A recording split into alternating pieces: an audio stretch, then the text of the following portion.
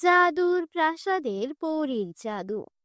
আজ বনে একটিও ফুল দেখা যাচ্ছে না। মনে হচ্ছে সোনাক্ষী মেয়ে আমাদের সামনে এসে সব ফুল তুলে নিয়েছে। দিদি, আমরা এখন কি করব? যদি আমরা ফুল না পাই তাহলে বাজারে কি বিক্রি করব? মনে হচ্ছে আজও আমাকে ক্ষুধার্ত ঘুমাতে হবে। চলো একটু এগিয়ে যাই, হতে পারে এমন কিছু গাছ বাকি আছে যেখানে ফুল ফুটেছে। বন্ধুরা, তোমরা যারা যারা গল্পটি দেখছো তোমাদের নাম কমেন্ট করে জানাও। আমরা নেক্সট গল্প তোমাদের নাম দিয়ে বানাবো। তোমরা অবশ্যই ভিডিওটিতে লাইক করে চ্যানেলটিকে সাবস্ক্রাইব করে দাও। দুই বোনেই ফুলের খোঁজে বনের মধ্যে এগিয়ে যেতে থাকে। ধীরে ধীরে তারা দুজনেই ঘন বনের সেই অংশে পৌঁছায় যেখানে কোনো সাধারণ মানুষ যেতে সাহস করে না। হঠাৎ তারা একটা হালকা আভা দেখতে পায়। ওখানে দেখো, কিছু একটা চলছে। হ্যাঁ দিদি, এটা একটা সিঁড়ির মতো দেখাচ্ছে। এটা খুব সুন্দর। চলো দিদি, কাছে গিয়ে দেখি। না, আমার ভালো লাগছে না। এই জঙ্গলে কেউ আসে না বা যায় না, এবং এই উজ্জ্বল সিঁড়ি দিয়ে অবশ্যই কোনো জাদু। চলো এখান থেকে ফিরে যাই। প্লিজ দিদি, একবার গিয়ে দেখি। আমরা তো কিছু করব না, আমরা শুধু দেখবো এবং ফিরে আসবো। প্লিজ দিদি, প্লিজ রাজি হও, প্লিজ। অবশেষে সে রাজি হয় এবং দুই বোন ধীরে ধীরে উজ্জ্বল সিঁড়ির দিকে এগিয়ে যায়। কাছে পৌঁছানোর সাথে সাথে তারা দুজনেই অবাক হয়ে যায়। সেই সিঁড়িটি আকাশের দিকে বাতাসে উপরে উঠেছিল এবং তাও স্বপ্নের মতো জ্বলন্ত আলো দিয়ে তৈরি। সেই সিঁড়ি থেকে একটি দুর্দান্ত আলো বেরিয়ে আসছিল। এটি সত্যি আকাশে উপরে উঠছে, কিন্তু এটি কোথায় যাচ্ছে? তারা দুজনে এই কথা ভাবছিল। হঠাৎ তাদের কানে পায়েলের শব্দ প্রতিধ্বনিত হলো। মনে হচ্ছে কেউ আসছে। তাড়াতাড়ি এসো, দেখো এখানে এই প্রাসাদটি দেখা যাচ্ছে। চলো আমরা সেই প্রাসাদের বাগানে লুকিয়ে থাকি। হ্যাঁ দিদি, তাড়াতাড়ি এসো। তারা দুই বোন প্রাসাদের কাছে বাগানে গিয়ে একটি বড় গোলাপ গাছে আড়ালে লুকিয়ে পড়ল। গাছের পাতার ফাঁক দিয়ে তাকিয়ে তারা দেখতে পেল আকাশ থেকে নেমে আসা সিঁড়িতে দুটি অতি সুন্দরী পরী ধীরে ধীরে নেমে আসছে। তাদের পোশাক ছিল মুক্তা আর রেশমের তৈরি। তাদের চুলে ছিল এক জাদুকরি চকচকে ভাব এবং তাদের পিঠে ছিল সুন্দরী সোনালী ডানা। দুজনেই দেখতে খুব সুন্দর। দেখো চন্দ্রিকা, আজ সূর্যের আলো কত সুন্দর দেখাচ্ছে। এই পৃথিবীর সুবাস আমার খুব পছন্দ। হ্যাঁ, কিন্তু রানী পরী আমাদের কি বলেছে মনে আছে? আমাদের বেশি দিন মানুষের জগতে থাকতে হবে না। আমাদের এখানে দ্রুত কাজ শেষ করে বাড়ি ফিরে যেতে হবে। এই বলে পরীরা দুজনে প্রাসাদের দিকে এগোচ্ছিল। এরা সত্যি পরী। মনে হচ্ছে আমরা পরীদের জগতে এসেছি। দিদি, এই জায়গা, এই প্রাসাদ, এই পরী, এই সবই এত সুন্দর। এসো দিদি, চল পরীর কাছে সাহায্য চাই। আমি বই পড়েছিলাম পরীরা সব সময় গরিবদের সাহায্য করে। এসো দিদি, প্লিজ এসো। চুপ থাকো, দেখো সে আমাদের দিকে আসছে। কে? কে ওখানে? কে ওখানে? এসো, বেরিয়ে এসো। দেখো, আমরা তোমার কোনো ক্ষতি করব না, বেরিয়ে এসো। এই কথা শুনে তারা আর ঐশী ফুলের আড়াল থেকে ধীরে ধীরে বেরিয়ে আসে। তোমরা দুজনই তো মানুষ, তোমরা এখানে কিভাবে এসেছো? তুমি কি জানো এটা আমাদের পরিদের তৈরি একটি জাদুকরি বন? আর তুমি এই প্রাসাদটা দেখছো? এই প্রাসাদটা তো আমাদের পরিদের জাদুকরি প্রাসাদ। আমরা ভুল করেছি পরি, দয়া করে আমাদের ক্ষমা করে দাও। দিদি, একবার পরীর কাছে সাহায্য চাইতে চেষ্টা করো, প্লিজ দিদি। চুপ করে এখান থেকে চলে যাও, অপেক্ষা করো। শোনো, তুমি কি আমাদের কিছু বলতে চাও? বলো, তুমি কি বলতে চাও? পরি, আমরা দুই বোন এতিম। এই পৃথিবীতে আমাদের কেউ নেই। আমরা কোনোভাবে জঙ্গল থেকে ফুল তুলে মন্দিরে বিক্রি করে বেঁচে থাকার ব্যবস্থা করি। কিন্তু গত কয়েকদিন ধরে সোনাক্ষী নামের একটি মেয়ে আমাদের সামনে এসে জঙ্গলের সব ফুল তুলে নেয়, যার কারণে আমরা কিছুই আয় করছি না। আমরা 2 দিন ধরে কিচ্ছু খাইনি। তুমি কিভাবে জানো যে সোনাক্ষী জঙ্গল থেকে সব ফুল তুলে নিয়েছে? পরি, আমরা তো জানি না, কিন্তু সোনাক্ষী কয়েকদিন আগে আমাদের হুমকি দিয়েছিল যে যদি আমি মন্দিরের বাইরে ফুল বিক্রি বন্ধ না করি, তাহলে সে জঙ্গল থেকে সব ফুল চুরি করবে, যাতে আমরা আর কখনো ফুল বিক্রি করতে না পারি। কি? এর মানে সোনাক্ষী জঙ্গলের সুন্দর গাছগুলোতে ওষুধ ব্যবহার করেছিল, যাতে এই গাছগুলি আর কখনো ফুল না ফুটতে পারে। এর মানে হলো রানীমায়ের সন্দেহ একেবারেই সঠিক ছিল। এই সবই সেই দুষ্ট মেয়েটি করেছে। আচ্ছা, তোমরা দুই বোন চিন্তা করো না, আমরা পরীরা সব সময় ভালো মানুষকে সাহায্য করি। তুমি কি এই প্রাসাদটি দেখো? এই প্রাসাদের ভেতরে যাও এবং যত খুশি সোনা রূপা নিয়ে যাও। না পরি, আমরা সোনা রূপা চাই না, আমরা শুধু প্রতিদিন তাজা ফল বিক্রি করতে চাই। আমরা এতেই বেঁচে থাকবো, কারণ আমার মা সব সময় কঠোর পরিশ্রম করে জীবিকা নির্বাহ করতে শিখিয়েছেন, এবং আমরা দুই বোনই আমাদের কঠোর পরিশ্রম করে জীবনযাপন করতে চাই। যদি তুমি আমাকে কিছু দিতে চাও, তাহলে আমাকে একটি সুন্দর গাছ দাও। হ্যাঁ পরি, দিদি একেবারে ঠিক বলেছে। ওহ বাহ, তুমি খুব ভালো, আর তোমার মনও খুব ভালো। এই প্রাসাদের প্রথম গেটে তুমি একটি সুন্দর জাদুকরি ফুলের গাছ পাবে। এই ফুলগুলো কখনো ম্লান হবে না এবং কখনো শেষ হবে না। তুমি এটা নিয়ে উঠোনে লাগাও, তোমরা কখনোই ফুলের অভাব হবে না, আর দূর দূরান্ত থেকে মানুষ তোমার ফুল কিনতে আসবে। তোমাকে অনেক ধন্যবাদ পরি। বন্ধুরা, তোমরা যারা যারা গল্পটি দেখছো, তোমাদের নাম কমেন্টে লিখে জানাও। আমরা নেক্সট গল্প তোমাদের নাম দিয়ে বানাবো। তোমরা অবশ্যই ভিডিওতে লাইক করে চ্যানেলটিকে সাবস্ক্রাইব করে দাও। এই বলে দুই বোনই জাদুকরি প্রাসাদের প্রথম গেটের কাছে যায়।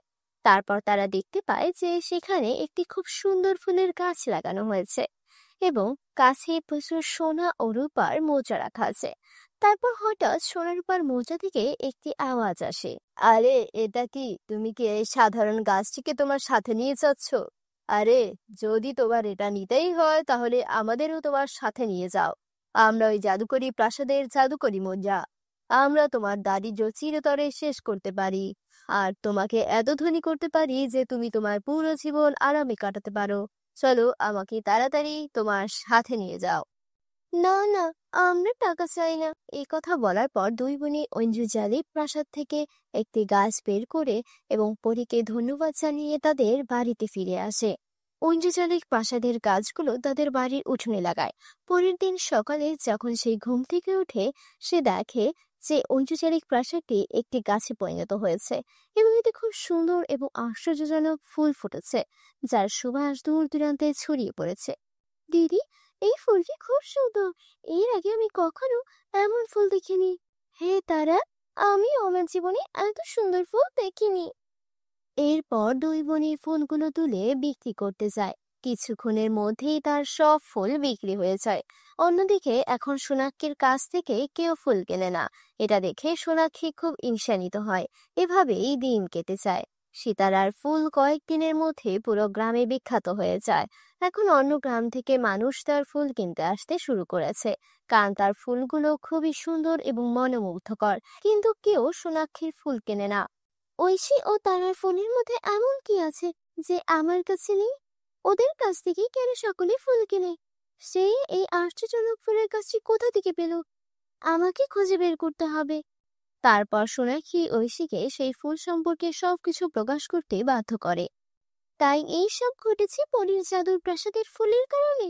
আমাকেও সেখানে যেতে হবে এবং একই রকম একটি গাছ আনতে হবে। এই ভেবে সোনাক্ষীও পরীর জগতে নির্মিত জাদুর প্রাসাদে পৌঁছে যায় এবং সে সরাসরি জাদুর প্রাসাদে প্রবেশ করে। বাহ, সেই বোকা ঐশী বলেছিল যে আমি এখানে একটি ফুলের গাছ পাবো, কিন্তু এখানে প্রচুর সোনা এবং রূপা আছে। আমি এখান থেকে সমস্ত সোনা এবং রূপা নেব এবং পৃথিবীর সবচেয়ে ধনী ব্যক্তি হয়ে উঠব। কেউ এখানে আসার আগে আমি দ্রুত সমস্ত সোনা এবং রূপা সংগ্রহ করব। এরপর সোনাক্ষী সব সোনা আর রূপা একটা বস্তায় ভরে সেখান থেকে চলে যায়। ঠিক তখনই সেই দুটি জাদুকরি বুড়ি সেখানে আসে। তাহলে তুমি সেই দুষ্ট ব্যক্তি যে তার ঈর্ষা ও হিংসার বশে এই বনের নিষ্পাপ ফুলের উপর রাসায়নিক ঢেলে দিয়েছিলে, যাতে সেগুলোতে আর ফুল না ফোটে, এবং এখনই তুমি আমাদের অনুমতি ছাড়াই আমাদের জাদুকরি প্রাসাদ থেকে সোনারূপা নিচ্ছ।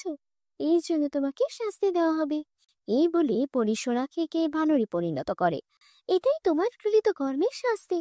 এখন থেকে তুমি পুরো 1 মাস ধরে বনে বানরের মতো এখানেই সেখানেই ঘুরে বেড়াবে। তবেই তুমি বুঝতে পারবে বিনা কারণে কাউকে কষ্ট দেওয়ার শাস্তি কি। বন্ধুরা, তোমরা যারা যারা ভিডিওটি শেষ পর্যন্ত দেখেছো কমেন্ট করে আমাদের জানিয়ে দিও। নদীর মধ্যে পরিদের জাদুকরি জগৎ। সোহানলাল তার 2 মেয়ের সাথে কন্দুরনগর নামক একটি ছোট্ট শহরে থাকতেন। সোহানলালের ছোট মেয়ে ছিল খুবই সুন্দরী এবং প্রতিভাবান। সোহানলাল তার ছোট মেয়েকে তার বড় মেয়ের চেয়েও বেশি ভালোবাসেন। একদিন, আরে আমার 2 প্রিয় মেয়ে কোথায়? দেখো, আমি তোমাদের দুজনের জন্য বড় শহর থেকে অনেক ভালো জিনিস এনেছি। সোহানলালের কণ্ঠস্বর শুনে তার বড় মেয়ে রিমা এসে বলে, ও বাবা, তুমি এসেছো? বড় শহর থেকে আমার জন্য কি এনেছো দেখাও। দেখো রিমা মেয়ে, আমি তোমার জন্য কত সুন্দর কাচের চুড়ি এনেছি। তুমি কাচের চুড়ি খুব পছন্দ করো, তাই না? হ্যাঁ বাবা, আমি এগুলো পছন্দ করি, কিন্তু এই চুড়িগুলোর পরিবর্তে তুমি কি আমাকে তোমার ব্যাগে দেখা যাচ্ছে এমন নেল পলিশ দিতে পারো? না রিমা মেয়ে, আমি রাইসার জন্য এই নেল পলিশ এনেছি। সে নেল পলিশ খুব পছন্দ করে। সে অনেকবার আমার কাছে এটা চেয়েছিল। সোহানলালের কথা শুনে তার বড় মেয়ে রিমা রাগে লাল হয়ে যায়। ঠিক তখনই রাইসাও বেরিয়ে আসে। ও বাবা, তুমি এসেছো? আমার প্রিয় বাবা, তুমি আসতে এত দেরি করেছো কেন? ওহো রাইসা মেয়ে, দেখো আমি বড় শহর থেকে তোমার জন্য কি এনেছি। আমি তোমার জন্য এই নেল পলিশ এনেছি। তুমি নেল পলিশ লাগাতে খুব পছন্দ করো, তাই না? রাইসা তার প্রিয় নেল পলিশ থেকে খুব খুশি হয়। সত্যি বাবা, এটা খুব সুন্দর। আমি এটা পরে আমার বন্ধুর বিয়েতে যাব। তুমি আমাকে আমার বন্ধুর বিয়েতে নিয়ে যাবে, তাই না? না মেয়ে, যখন তোমার বন্ধুর বিয়ে হবে তখন আমার খুব গুরুত্বপূর্ণ কাজ আছে, তাই আমি বাড়িতে থাকবো না। তুমি তোমার বড় বোন রিমার সাথে যাও। এরপরে রাইসা নেল পলিশ নিয়ে তার ঘরে চলে যায় এবং সোহানলালও সেখান থেকে চলে যায়। সেখানে দাঁড়িয়ে থাকা রিমা সম্পূর্ণ রাগে পড়ে ছাই হয়ে গেল। বাবা তার রাইসা মেয়েকে সবচেয়ে ভালো এবং দামি জিনিসটা দিয়েছেন।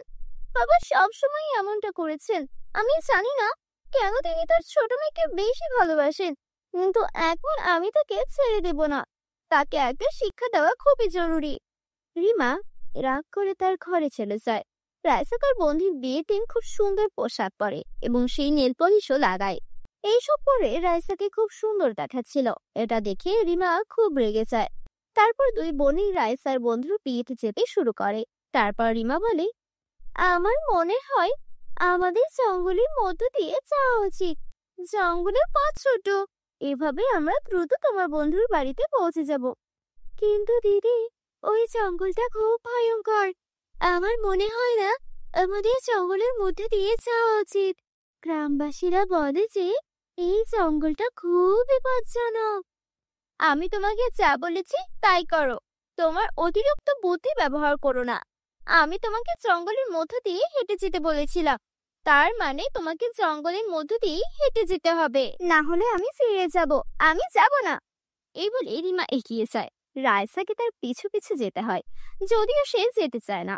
জঙ্গলের মাঝখানে পৌঁছে রিমা তাকে বলে, রাইসা, আমার খুব তৃষ্ণা লাগছে। তুমি এখানে আমার জন্য অপেক্ষা করো, আমি জল খাবো এবং ফিরে আসব। এই বলে রিমা সেখান থেকে চলে যায়। অনেক সময় কেটে যায়, কিন্তু রিমা ফিরে আসে না। রাইসা রিমার জন্য চিন্তা করতে থাকে। সে রিমার খোঁজে এগিয়ে যেতে থাকে। সন্ধ্যা হতে থাকে, কিন্তু রাইসা কোথাও রিমাকে খুঁজে পায় না। এই সবই তার পরিকল্পনা ছিল। রিমা রাইসাকে জঙ্গলে একা রেখে বাড়িতে ফিরে গিয়েছিল। রাত যত ঘনিয়ে আসছিল, রাইসা খুব ভয় পেয়ে যাচ্ছিল। ভয়ে রাইসা কাঁদতে শুরু করে। ঠিক তখনই রাইসা শুনতে পেল কেউ হাসছে। কিছুক্ষণ পর রাইসা দেখতে পায় যে কালো শাড়ি পরা একজন ভয়ঙ্কর বৃদ্ধা তার দিকে ছুটে আসছে। সেই ভয়ঙ্কর বৃদ্ধাকে দেখে রাইসা দৌড়াতে শুরু করে এবং সেই বৃদ্ধা তার পেছনে পেছনে দৌড়াচ্ছে। দৌড়াতে দৌড়াতে রাইসা একটা নদীতে ঝাঁপ দেয়। অনেকক্ষণ পর চোখ খুলে সে নিজেকে এক অসাধারণ জগতে আবিষ্কার করে, যেখানে বিভিন্ন ধরনের গাছ গাছপালা ফুল ছিল এবং কাছেই ছিল একটি খুব সুন্দর নদী। এসব দেখে রাইসা খুব অবাক হয়। আমি কোথায় গিয়েছিলাম? এত সুন্দর জায়গা আমি কখনো দেখিনি। রাইসা নদীর তীরে বসে সেই জায়গাটার দিকে তাকাতে শুরু করে। কিছুক্ষণ পর রাইসার খুব তৃষ্ণা লাগে এবং সে নদীর জল পান করে। রাইসা সেই নদীর জল পান করার সাথে সাথে সেখানে একটি খুব সুন্দরী পরী এসে বলে, পরীদের এই জাদুকরী জগতে আপনাকে স্বাগতম। রাইসা পরীকে দেখে হতবাক হয়, কারণ আজ পর্যন্ত সে কেবল পরীদের কথাই শুনেছিল, কিন্তু আজ সে নিজের চোখে পরীকে দেখছে। আমি বিশ্বাস করতে পারছি না যে আমার সামনে একটা পরী দাঁড়িয়ে আছে। তুমি কি সত্যিই পরী, নাকি আমি স্বপ্ন দেখছি কোনো? না রাইসা, তুমি স্বপ্ন দেখছো না। আমার নাম মিষ্টি পরী, আর এটা পরীদের জাদুকরী জগৎ। সবাই এই পৃথিবীতে আসতে পারে না। যাদের হৃদয় খুব পরিষ্কার তারাই এই পৃথিবীতে আসতে পারে। পরী, তুমি কি আমাকে সাহায্য করতে পারো? আমি আমার বাড়িতে ফিরে যেতে চাই। যে ব্যক্তি আসে সে ইচ্ছা মতো আসতে পারে, কিন্তু সে আমার ইচ্ছা মতো যেতে পারে না। অন্য কেউ এখানে এসে এই নদীর জল পান না করা পর্যন্ত তুমি এই পৃথিবী ছেড়ে যেতে পারবে না। তোমাকে তার জন্য অপেক্ষা করতে হবে, এবং সে না আসা পর্যন্ত তোমাকে এই বনে তার জন্য অপেক্ষা করতে হবে। ঠিক আছে বলে রাইসা সেখানে বসে বিশ্রাম নিতে শুরু করে। তারপর পরে সেখান থেকে অদৃশ্য হয়ে যায়। কিছুক্ষণ পর রাইসা বলে, আমার খুব ক্ষুধা লেগেছে, এখন আমার কি করা উচিত? আমি জানি না আমি এই পৃথিবীতে খাবার খাবো কিনা। রাইসা কেবল এতটুকুই বলে তারপর পরীদের সামনে উপস্থিত হয় এবং সেই রাইসার জন্য অনেক ধরনের খাবার প্রকাশ করে। সুস্বাদু খাবার খেয়ে রাইসা খুব খুশি হয়। এভাবে অনেক সময় কেটে যায়। রাইসার যা যা প্রয়োজন ছিল পরী তাকে সবই দিত। একদিন রাইসা ঘুমাচ্ছিল, হঠাৎ সে কারো কান্নার শব্দ শুনতে পেল। রাইসার চোখ খুলে গেল। ওহ, এটা কার কণ্ঠস্বর! মনে হচ্ছে যার জন্য আমি অপেক্ষা করছিলাম সে এসে গেছে। রাইসা চারপাশে তাকিয়ে দেখে একজন খুব সুন্দর রাজপুত্র, যার শরীরে কিছু ক্ষত ছিল এবং সে ব্যথায় কাঁপছিল। রাইসা তার কাছে দৌড়ে গিয়ে বলে, কি হয়েছে? তুমি এখানে কিভাবে এসেছো এবং কিভাবে আঘাত পেয়েছো, এবং তুমি কে? আমি ভানগড়ের রাজপুত্র। আমি গণেশ শিকার করতে এসেছিলাম, তখন একটি সিংহ আমাকে তাড়া করতে শুরু করে। ভয়ে আমি নদীতে ঝাঁপিয়ে পড়ি এবং সেখান থেকে সোজা এখানে পড়ে যাই। এই ক্ষতগুলো সিংহ আমাকে দিয়েছে। তুমি এখানে এসেছো এটাই ভালো, নইলে সেই সিংহ তোমাকে খেয়ে ফেলতো। তুমি জানো এটা একটা জাদুর শহর, ঠিক যেমন তুমি এখানে এসেছো আমিও এখানে এসেছি। যদি তুমি আমার কথা বিশ্বাস না করো তাহলে অপেক্ষা করো। তারপর রাইসা মিষ্টি পরীকে ডাকে। পরী তৎক্ষণাৎ সেখানে উপস্থিত হয়। পরীকে দেখে রাজপুত্র অবাক হয়ে যায়। তারপর মিষ্টি পরী প্রিন্সকে সবকিছু বলে এবং আরো বলে যে রাইসা এতদিন ধরে তার জন্যই অপেক্ষা করছে। তুমি অপেক্ষা করো, আমি তোমার জন্য নদী থেকে জল নিয়ে আসছি। পান করার পর আমরা দুজনে এখান থেকে আমাদের নিজ নিজ বাড়িতে যেতে পারবে। রাইসা দ্রুত নদী থেকে জল নিয়ে আসে। প্রিন্স জল পান করার সাথে সাথেই তার সমস্ত ক্ষত সেরে যায়। তারপর পরী তাকে বলে যে পরীদের এই জাদুকরী জগতে কেবল ভালো এবং পরিষ্কার হৃদয়ের লোকেরাই আসতে পারে। তোমাদের দুজনের হৃদয় খুব পরিষ্কার, তোমরা দুজনেই তোমাদের পৃথিবীতে যেতে পারো এখন। তারা চোখ বন্ধ করলেন। চোখ বন্ধ করার সাথে সাথে তারা দুজনেই রাইসার বাড়ির সামনে এসে দাঁড়ালো। আরে, এটা আমার বাড়ি। বাবা বাবা, দেখো আমি এসেছি। রাইসা তোর বাবার কাছে দৌড়ে গেল। তার বাবা তাকে দেখে খুব খুশি। আমি এতদিন ধরে উঠোনে এভাবে বসে তোমার জন্য অপেক্ষা করছিলাম। শব্দ শুনে রিমা বেরিয়ে আসে। রাইসাকে দেখে সে খুব ভয় পেয়ে যায়। সেভাবে রাইসা এখন তার বাবাকে সবকিছু বলে দেবে এবং তার বাবা তাকে অনেক তিরস্কার করবে, কিন্তু রাইসা মোটেও তা করে না।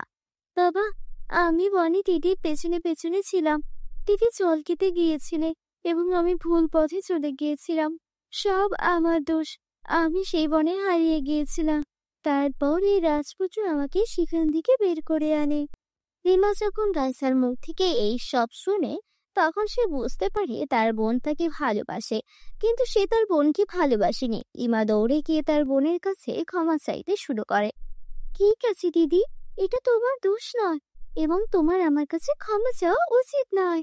রাইসা তার পরিবারের প্রতি এবং তার সৌন্দর্যের প্রতি ভালো স্বভাব দেখে রাজপুত্র তার প্রতি আকৃষ্ট হয় এবং তাকে বিয়ের প্রস্তাব দেয়। রাইসা রাজপুত্রকে বিয়ে করতে হ্যাঁ বলে এবং কয়েকদিনের মধ্যেই সে রাজপুত্রের সাথে বিবাহ বন্ধনে আবদ্ধ হয়। রাইসা রাজপুত্রকে বিয়ে করার পর তার শ্বশুর বাড়িতেই সুখে জীবনযাপন করতে শুরু করেছে। আমাদের গল্পটি আপনার ভালো লেগে থাকলে চ্যানেলটিকে অবশ্যই সাবস্ক্রাইব করে দিবেন। দেখা হচ্ছে পরবর্তী কোনো নতুন ভিডিওতে। সে পর্যন্ত সকলে ভালো থাকবে। আল্লাহ হাফিজ। পরিদের জাদুর 3 কাজল। দীপিকা এবং ক্যাটরিনা তাদের বাবা মায়ের সাথে কিষানপুর নামক একটি ছোট্ট গ্রামে থাকতেন। দীপিকা এবং ক্যাটরিনার বাবা মা গ্রামের একটি ছোট্ট কারখানায় কাজ করতেন। তারা খুবই দরিদ্র ছিলেন, তাই স্বামী স্ত্রী উভয়কেই ঘরের বাইরে কাজ করতে হতো, যাতে তারা দীপিকা এবং ক্যাটরিনাকে ভালোভাবে লালন পালন করার জন্য পর্যাপ্ত অর্থ উপার্জন করতে পারে। একদিন স্বামী স্ত্রী উভয়ই কাজ করতে যাচ্ছিলেন। এমন সময় হঠাৎ একটি বিশাল ট্রাক তাদের ধাক্কা দেয়। সংঘর্ষটি খুব জোরালো ছিল এবং এর ফলে স্বামী স্ত্রী উভয়ই গুরুতর আহত হন। দীপিকা এবং ক্যাটরিনার বাবা ঘটনাস্থলেই মারা যান, কিন্তু তাদের মায়ের নিঃশ্বাস তখনও তার শরীরে আটকে ছিল। দীপিকা এবং ক্যাটরিনা যখন এইসব জানতে পারে, তখন দুই বোনই দ্রুত ঘটনাস্থলে পৌঁছায়। মা, বাবা, কি হয়েছে? তোমরা আমাদের এভাবে ছেড়ে যেতে পারো না। তোমাদের ছাড়া আমরা কিভাবে বাঁচবো? তারপর দীপিকার মা দীপিকা এবং ক্যাটরিনাকে ইশারায় ডেকে বলেন, মা, আমাদের ক্ষমা করো। আমরা দুজনেই তোমাদের ভালো জীবন দিতে চেয়েছিলাম, কিন্তু ঈশ্বরের হয়তো অন্য কিছু ইচ্ছা আছে। কিন্তু হ্যাঁ, আমরা চলে যাওয়ার পর যদি তোমাদের কোনো সমস্যা হয়, তাহলে তোমাদের মামার বাড়িতে চলে যাওয়া উচিত। তোমার মামা খুব ভালো, তিনি তোমাদের ভালো যত্ন নেবেন। আমার আশীর্বাদ তোমাদের দুজনের সাথেই আছে। ঈশ্বর তোমাদের সবসময় সুখে রাখুন। এই বলে দীপিকা এবং ক্যাটরিনার মাও মারা যান। দুই বোনই তাদের ভাগ্যের জন্য অনেক কাঁদে এবং তারপর কোনোভাবে অন্যদের সাহায্যে তারা তাদের বাবা মায়ের শেষকৃত্য করে তাদের বাড়িতে আসে। বন্ধুরা, তোমরা ছাড়া ছাড়া গল্পটি দেখছো, তোমাদের নাম কমেন্ট বক্সে কমেন্ট করে জানাও, কারণ তোমাদের নাম দিয়ে তৈরি হবে আমাদের পরবর্তী কার্টুন ভিডিও। দিদি, কি হয়েছে? মা বাবা ছাড়া আমি কিভাবে বাঁচবো? আমি যদি তাদের সাথে মারা যেতাম তাহলে ভালোই হতো। ক্যাটরিনা মা চেয়েছিলেন আমাদের চোখে যেন জল না আসে, আমাদের যেন কোনো সমস্যা না হয়। তাই তাদের আত্মার সুখের জন্য আমাদের খুশি থাকতে হবে এবং এখন আমাদের মামার বাড়ি যেতে হবে। এরপরে দুজনেই তাদের জিনিসপত্র একটি ব্যাগে ভরে তাদের মামার বাড়ি চলে যায়। দুই বোনই তাদের মামার বাড়ি যাচ্ছিল। পথে তারা বিভিন্ন রঙের 3টি কাজল দেখতে পায়। একটি কাজল সবুজ, একটি নীল এবং একটি লাল। 3টি কাজলই খুব নতুন এবং সুন্দর দেখাচ্ছিল। দিদি, এই দেখো, এই 3টি কাজল রাস্তায় এভাবে পড়ে আছে। মনে হচ্ছে কেউ এখানে রেখে গেছে। যাই হোক, এই কাজলগুলি দেখতে খুব ব্র্যান্ডেড। তাদের দাম নিশ্চয়ই খুব বেশি, তাই না? হ্যাঁ, তুমি একেবারে ঠিক বলেছো। 3টি কাজলই খুব নতুন এবং ব্র্যান্ডেড দেখাচ্ছে। আমি জানি না এগুলি কার, কে এখানে এগুলো রেখে গেছে। দিদি, এখানে কেউ দেখা যাচ্ছে না। আমরা এই 3টি কাজল আমাদের ব্যাগে রাখি। না ক্যাটরিনা, এটা করা পাপ। কিন্তু হ্যাঁ, তুমিও ঠিক বলেছো। যদি এই কাজলগুলো এখানে এভাবে পড়ে থাকে, তাহলে কোনো চোর এখান থেকে অবশ্যই চুরি করে নিয়ে যাবে। আমরা এগুলো আমাদের সাথে নিয়ে যাচ্ছি। কে জানে, তাদের মালিক হয়তো এগুলো খুঁজে পেয়েছে। এরপর দীপিকা তার ব্যাগে 3টি কাজল রাখে, কিন্তু দুই বোনই জানতো না যে ওই 3টি কাজল কোনো সাধারণ কাজল নয়, বরং তাদের কাছে জাদুকরি কাজল আছে। কিছুক্ষণের মধ্যেই দুই বোনই তাদের মামার বাড়িতে পৌঁছায়। তাদের মামার কাছে সবকিছু খুলে বলে। তার বোনের মৃত্যুর খবর শুনে তাদের মামা খুব কাঁদে। আমি এখনো বিশ্বাস করতে পারছি না যে দিদি আমাদের ছেড়ে চলে গেছে। কিন্তু তোমরা দুইজন কোনো চিন্তা করো না, দিদি আমাকে তোমাদের দায়িত্ব দিয়েছে। আমি তোমাদের দুজনকে ভালো যত্ন নেব। তোমরা আমার মেয়ে দিব্যার মতো ভালো জীবনযাপন করবে। ধন্যবাদ মামা, হয়তো সেই কারণেই মা তোমার কাছে আমাদের আসতে বলেছিল। তারপর মামি বলেন, হ্যাঁ, তোমার মা মনে করে যে এই বাড়িটি কোনো ঘর নয়, এটি একটি এতিমখানা, তাই তিনি তোমাদের সবাইকে এখানে পাঠিয়েছেন। তোমার জিভ নিয়ন্ত্রণ করো, তুমি আমার মৃত বোনের কথা বলছো। আর হ্যাঁ, এখন থেকে দীপিকা আর ক্যাটরিনা তোমরা এখানেই থাকবে। আর আমি কাল শহরে যাচ্ছি, কিন্তু তোমাদের দুইজনেরই ভালো যত্ন নিতে হবে। আমি চাই না দিদি চলে যাওয়ার পর তাদের কোনো সমস্যা হোক। সেই সময় দীপিকা ক্যাটরিনার মামি অর্থাৎ মোহিনী কিছু বলেন না, কিন্তু তার স্বামী চলে যাওয়ার পর তিনি দুই বোনকে তার ঘরে থেকে বলেন, তোমরা দুজনেই মনোযোগ দিয়ে শোনো, এটা কোনো এতিমখানা নয় যেখানে তোমরা মাথা উঁচু করে এসেছো। এখানে থাকতে চাইলে তোমাদের কাজ করতে হবে। তোমরা দুই বোনকে সকালের নাস্তা থেকে শুরু করে রাতের খাবার, কাপড়, বাসনপত্র এবং ঘর পরিষ্কার পরিচ্ছন্নতা পর্যন্ত ঘরের সমস্ত কাজ করতে হবে। তোমাদের দুই বোনকেই রান্নাঘরের দেখাশোনা করতে হবে। দীপিকা রান্না করবে আর ঘর পরিষ্কার করবে তোমার ছোট বোন। চিন্তা করো না মামি, আমি একাই সব কাজ করব। ক্যাটরিনা এখনো ছোট, সে এত কাজ করতে পারবে না, সে ঘরের কাজকর্মও জানে না। সে খাবার খেতে জানে, ঠিক যেভাবে খায় সেও একইভাবে কাজ করবে। তাদের মামার স্বভাব দেখে দুই বোনই ভেবেছিল যে তারা ভালোভাবে জীবনযাপন করতে পারবে, কিন্তু যা হয় তার ঠিক বিপরীত। দুই বোনই সারের মতো কাজ শুরু করে। দিন শেষ হয়, কিন্তু দুই বোনের কাজ শেষ হয় না। কাজ করার সময় ক্যাটরিনার হাতে ফোসকা পড়ে। দিদি, দেখো, আমার হাতে ফোসকা পড়েছে। চলো এখান থেকে চলে যাই দিদি, চলো ফিরে যাই, আমরা আমাদের বাড়িতে থাকবো। ক্যাটরিনা, ওই বাড়িটা আমাদের নয়, ওই বাড়িটা ভাড়া বাড়ি। ওই বাড়িতে থাকতে হলে আমাদের ভাড়া দিতে হবে, যা আমাদের নেই, তাই বাধ্য হয়ে আমাদের এখানেই থাকতে হবে। সারাদিন কাজ করার পর দুই বোনই ক্লান্ত হয়ে তাদের ঘরে যায়, যেখানে দীপিকা ক্যাটরিনাকে বসিয়ে মোহিনীর কাছে খাবার আনতে আসে। মামি, তুমি বলেছিলে সারাদিন কাজ করার পর তুমি আমাদের খাবার দেবে। আমরা দুজনই খুব ক্ষুধার্ত, আমরা দুজনই সকাল থেকে কিচ্ছু খাইনি, দয়া করে আমাদের খাবার দাও। এখানে অপেক্ষা করো, আমি এখনই এনে দিচ্ছি। এই বলে মোহিনী রান্নাঘরে যায় এবং 2 দিনের পুরনো বাসি রুটি এবং একটি পেঁয়াজ নিয়ে আসে এবং দুই বোনের হাতে তুলে দেয়। মামি, এটা কি? তুমি কি দেখতে পাচ্ছ না? এটা খাবার। কিন্তু মামি, এটা তো বাসি রুটি আর পেঁয়াজ, আমরা এটা কিভাবে খাবো? আর যাই হোক, ক্যাটরিনা শুধু শুকনো খাবার গিলে খেতে পারে না। যদি তোমার কাছে সবজি না থাকে তাহলে আমাকে 1 গ্লাস দুধ দাও, আমি ওকে দুধের সাথে রুটি খাওয়াবো। তুমি কি মনে করো এই বাড়িটা একটা হোটেল? আমি তোমাকে দুধ, রুটি সবকিছু দেব। তোমাকে যা দেওয়া হবে তা খেয়েই তোমাদের বেঁচে থাকা উচিত। আর তোমার বোন রাজকন্যা নয়। বেচারা দীপিকা আর কিচ্ছু বলে না। দিদি, এটা কেমন পশুর মতো খাবার? মামি সারাদিন আমাদের এত কাজ করিয়ে এটা খেতে দিল। আমার মনে হচ্ছে আমাদের ভাগ্য ফুরিয়ে গেছে, তাই আমাদের সাথে এমনটা হচ্ছে। তারপর পথে পাওয়া কাজল থেকে একটা শব্দ ভেসে আসে, কিন্তু এখন তোমার ভাগ্য বদলে যাবে।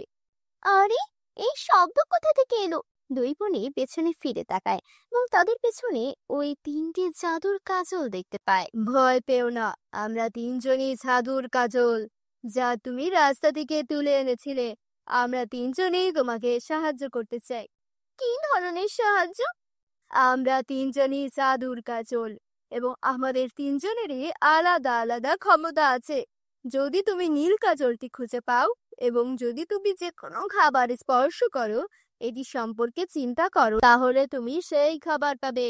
যদি তুমি সবুজ কাজলটি স্পর্শ করো এবং যে কোনো পরিমাণ সম্পর্কে চিন্তা করো, তাহলে তুমি সেই পরিমাণ পাবে। আর যদি তুমি আবাকে স্পর্শ করো, তুমি যাই ভাবো তার বিপরীত ঘটবে। তাই তোমাকে আমাকে সাবধানে ব্যবহার করতে হবে। এই সব শুনে উভয় বোনই খুব খুশি হয় এবং ওই 3টে জাদুর কাজলকে ধন্যবাদ জানায় এবং পেট ভরে খায়।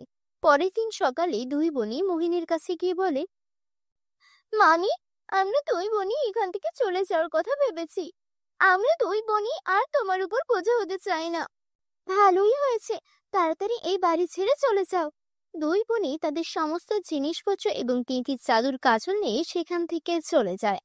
সে চলে যায় এবং তারপর সেই 3টি কাজলের সাহায্যে সে একটা খুব বড় বাড়ি তৈরি করে এবং একটি ভালো জীবনযাপন শুরু করে।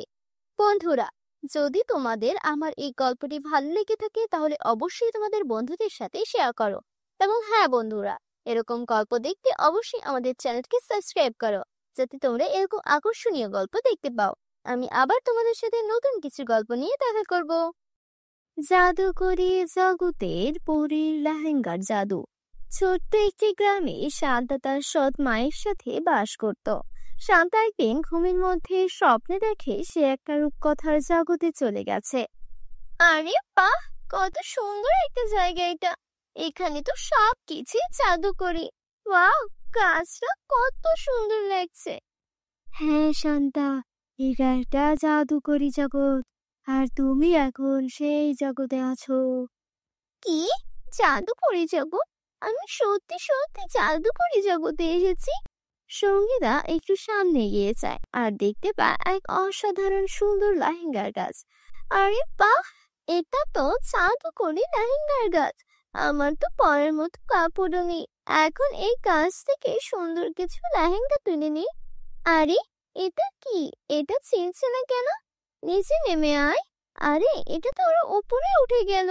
বন্ধুরা, তোমরা যারা যারা গল্পটি দেখছো তোমাদের নাম কমেন্ট বক্সে কমেন্ট করে জানাও, কারণ তোমাদের নাম দিয়ে তৈরি হবে আমাদের পরবর্তী কার্টুন ভিডিও। ঠিক তখনই শান্তার কানে তার সৎ মায়ের গলা ভেসে আসে। আরে ও রানী, আজও ঘুমাতেই থাকবে নাকি? উঠে ঘরের কাজকর্ম করবি না? সব সময় কুম্ভকর্ণের মতো ঘুমায়। শান্তা তখন মনে মনে বলতে থাকে, কি সুন্দর স্বপ্ন ছিল। ইস, যদি আমি ওই জাদুকরি লেহেঙ্গাগুলো নিজের হাতে ছুঁতে পারতাম। উঠবি না নাকি এভাবেই পাগলের মতো হাসতে থাকবি? গতকালের মার খেয়েও ভুলে গেছিস নাকি? না মা, যাচ্ছি এখনই। এই বলে শান্তা কাছে লেগে যায়। ঠিক তখনই তার সৎ বোন অনন্যা ঘুম থেকে ওঠে। আরে 10টা বেজে গেছে, আজ আমাকে শপিং এ যেতে হবে, তাড়াতাড়ি গোসল করে আসি। তারপর অনন্যা একটা ড্রেস নিয়ে শান্তাকে বলে, শোন কাজের মেয়ে, আমার এই ড্রেসটা ভালো করে আয়রন করে দে। আমি গোসল করতে যাচ্ছি, ভালো করে করবি, না হলে মাকে বলে আবার তোকে মার খাওয়াবো। এই বলে অনন্যা গোসল করতে চলে যায়। শান্তা তাড়াতাড়ি অনন্যার ড্রেস আয়রন করতে শুরু করে। বন্ধুরা, তোমরা যারা যারা গল্পটি দেখছো তোমাদের নাম কমেন্ট বক্সে কমেন্ট করে জানাও, কারণ তোমাদের নাম দিয়ে তৈরি হবে আমাদের পরবর্তী কার্টুন ভিডিও। আরে বাহ, অনন্যা এই ড্রেসটা কত সুন্দর! এই ড্রেসটা পরে একেবারে পরীদের মতো লাগবে অনন্যাকে। ইস, আমি যদি এমন একটা সুন্দর ড্রেস পরতে পারতাম। তখনই সেখানে অনন্যা চলে আসে আর বলে, তোর কানে কিছু ঢুকছে না? কবে থেকে তোর কাছে এই ড্রেসটা চাইছি। আরে হ্যাঁ অনন্যা, এই নাও তোমার ড্রেস। আরে তুই তুই এটা কি করেছিস? তুই আমার সবচেয়ে প্রিয় ড্রেসটা এভাবে পরিয়ে ফেলেছিস। আমি তোকে ছাড়বো না। মা, মা, দেখো না এই শান্তা কি করেছে। আরে কি হয়েছে? আবার কি করলো এই আপাগিনী? মা, দেখো না, ও আমার সবচেয়ে দামি ড্রেসটা পরিয়ে দিয়েছে। কি রে আভাগী, আমার মেয়ের ড্রেসটা পুড়িয়ে দিয়েছিস কেন? মা, আমার কিছুই জানা নেই, আমি শুধু আয়রন করছিলাম, আমি ড্রেসটা পরাইনি মা। একে তো ভুল করিস, আবার মিথ্যেও বলিস। দেখছি তোর জীব অনেক বেশি চলছে। দাঁড়া, তোকে এখন দেখাচ্ছি। এই বলে সৎমা দামিনী শান্তাকে খুব মারতে থাকে। মা, ও এমনিতে ঠিক হবে না। যদি ওকে এখনই না না তাড়ানো হয়, ভবিষ্যতে আরো বিপদ করবে। ওকে বাড়ি থেকে বের করে দাও। তুই একদম ঠিক বলেছিস।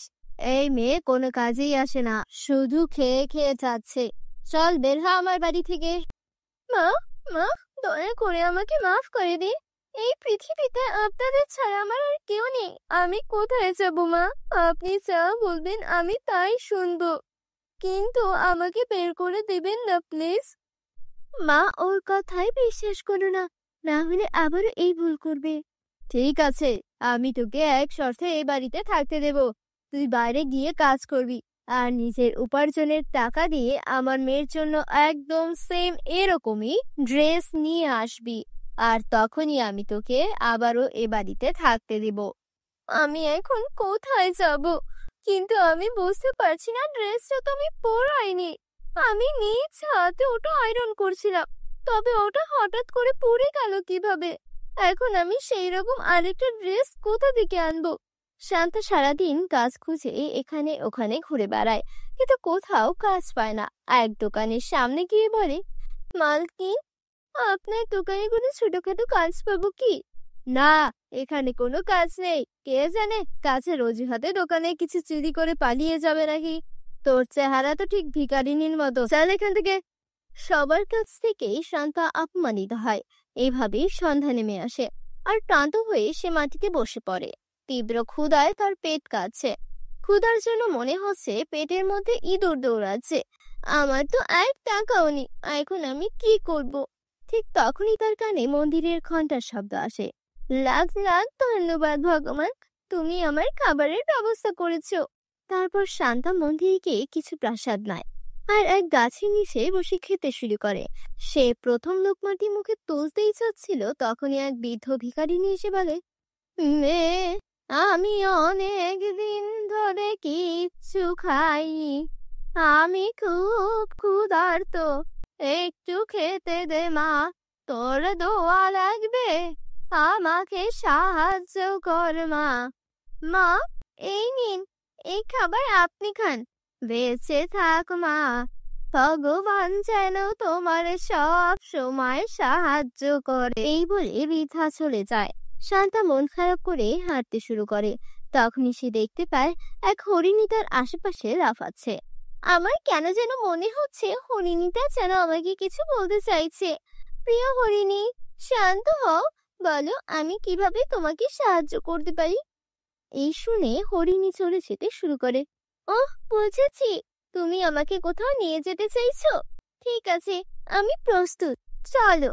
বন্ধুরা, তোমরা যারা যারা গল্পটি দেখছো, তোমাদের নাম কমেন্টে লিখে জানাও, কারণ তোমাদের নাম দিয়ে তৈরি হবে আমাদের পরবর্তী কার্টুন ভিডিও।